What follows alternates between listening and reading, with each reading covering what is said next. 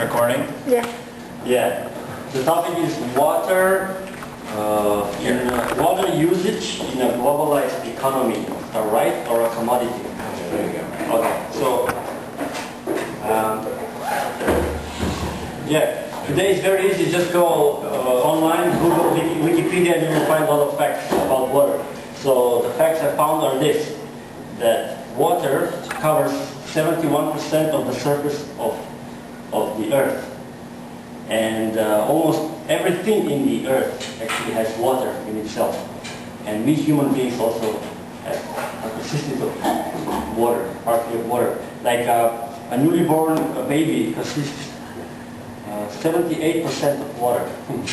And an adult male has 60% water, and an adult woman 55% of water.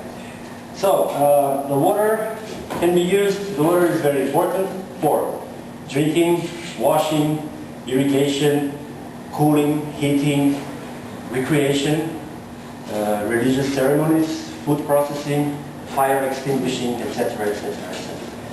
Yeah. So I would like to mention something about the importance of water in our daily life. Like, for example, if there were no water, there wouldn't be any winter sport. There wouldn't be skiing, there wouldn't be hockey. All these Winter Olympic Games, forget about that. And in the Bible, it said that the earth was formed out of water and by water.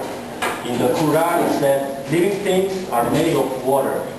So water is important also in the religions, like in Christianity you have baptism where they use water, or the washing up before the pray in the Islam, etc. And the other religions, like spiritualistic religions, they think their gods live in water, in rivers, in lakes, or in seas. And also water was a very important topic in the philosophy. Yeah, this is my favorite. In ancient Greek philosophy, there was a theory of Empedocles about 4 elements, that the world was created of 4 elements: water, fire, earth, and air. Similar theory there was in the Chinese philosophy. 5 elements: water, earth, fire, wood, and metal. And the first Greek philosopher, Thales, he believed that the whole world is created of water. Because he lived in an island, and anyway, he was like the first scientist, so he assumed that the whole world is created of water. In Chinese philosophy, Lao Tzu thought that contrary from the common sense way of thinking, that the weaker is stronger than the stronger. Like, we usually think that the stronger we are, we can overcome things. Lao Tzu thought, no, actually, that doesn't mean that you can overcome things. And he used water as an analogy for this. And he says, nothing under heaven is softer or more yielding than water. But when it attacks things hard and resistant, there is not one of them that can prevail, for they can find no way of altering it. You know, like when you put a drop of water on a stone, nothing happens on the stone. But if the drops are going for years or centuries, so the stone will have a little hole. The water will create a hole in the stone, so the water is stronger than the stone. Okay, that's the importance of water in our life. And Ethan will talk about the modern usage of water. Yeah. Thank you everyone for coming. You have there the little outline that I made, and I want to start with a quote from William H. Auden. "Thousands have lived without love, not one without water."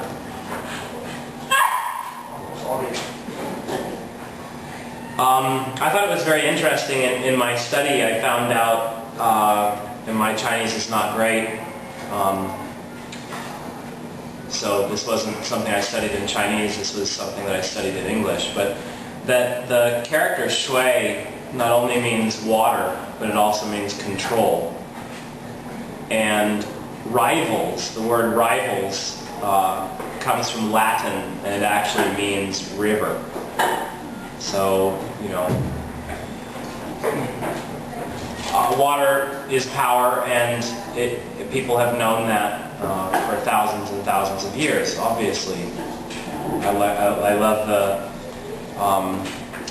what Alex mentions about water being stronger than stone, what Lao Tzu decided to talk about. Okay, so I think we're all familiar with the water cycle, called the hydrologic cycle. A lot of us are teachers. We probably teach that to our children. It's pretty simple. It's a pretty simple structure as a cycle. So the rain comes down, right? You can say the rain comes down in the mountains, flows down in the rivers, eventually goes back to the sea. That water evaporates, turns into clouds, and then comes back.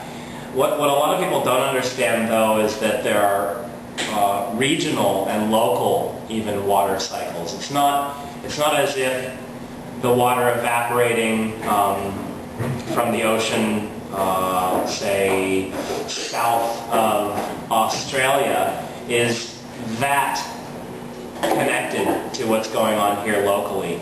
It is. I mean, of course, there are huge cycles that move the air and the water around the whole Earth, but most people don't think about the very local ones. So you could say, like, the area around Taiwan, just from, you know, north of the Philippines and south of Japan, China, out to the east side of Taiwan, has a really local hydrologic cycle.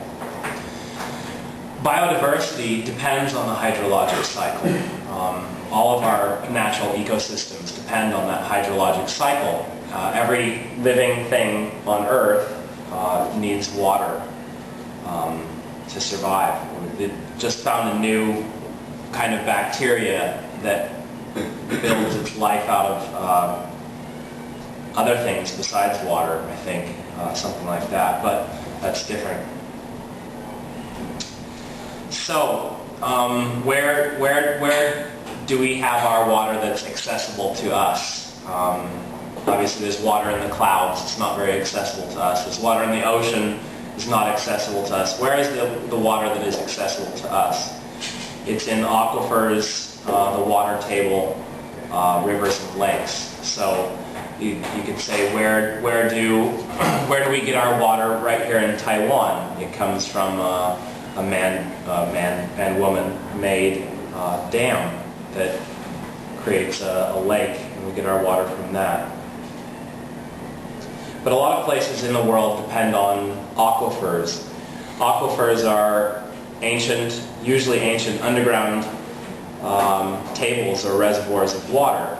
There are large ones under the Alps in Europe and under central United States. The largest aquifer is in South America, south end of Brazil, that area. The water table describes how far down from the surface is the water. So say, you know, if you want to get water straight out of the ground, you dig a well, and however far down you have to dig that well is how far down the water table is. Some people, like in my hometown, we get our water directly, in my hometown in the United States, we get our water directly out of the river, not from a reservoir. And so, you know, different places in different parts of the world, you know, you might get your water from a well, or you might get it from the aquifer, or you might get it from a river or a lake. All right. So that's just sort of an introduction about basic things about water. Is water a right or a commodity? I think is the real question that I want to ask.